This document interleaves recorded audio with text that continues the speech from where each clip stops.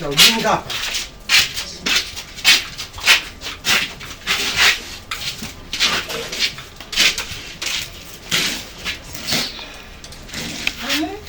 Na mmemfurusha mpaka wapi yule mwanafiki Zaya? Ana bahati shangazi.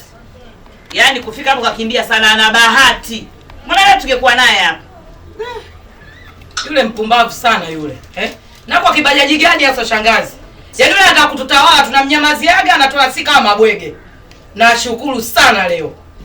Sasa kibajaji sasa sisi tungefanya kibajaza sasa. Sasa kibajaji tungefanya kibajaza sisi. Atuite upumbavu hapo. Kasheshe. Mbona dawa zinarudi ndani tena? Tumekosea masharti.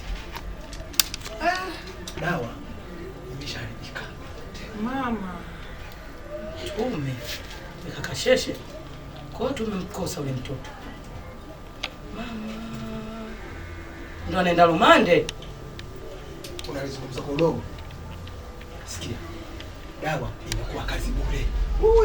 Jamani. Kwa hiyo mtoto atafungwa milele. Mimi sijui.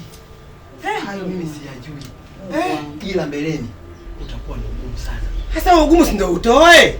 Sio sasa. Kwa hiyo jamani, sisi dawa yote tulioifanya ile pale yote jamani, kazi bure. Sio sasa hivi. Subiri. Labda tuone upya. Lakini kwa sasa hivi hakuna kitu. Jinsi wajuaje? Angalia. Mburo. Dada nyewe mmekuwa kama atupoli. Mnaona jana kwenye pala nawe kwenye TV. Kona wewe.